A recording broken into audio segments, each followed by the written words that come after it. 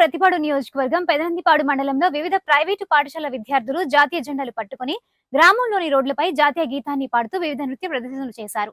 ఈ కార్యక్రమంలో ప్రైవేట్ పాఠశాలల ప్రధానోపాధ్యాయులు, ఉపాధ్యాయులు, విద్యార్థులు, గ్రామస్తులు తదితరులు పాల్గొన్నారు.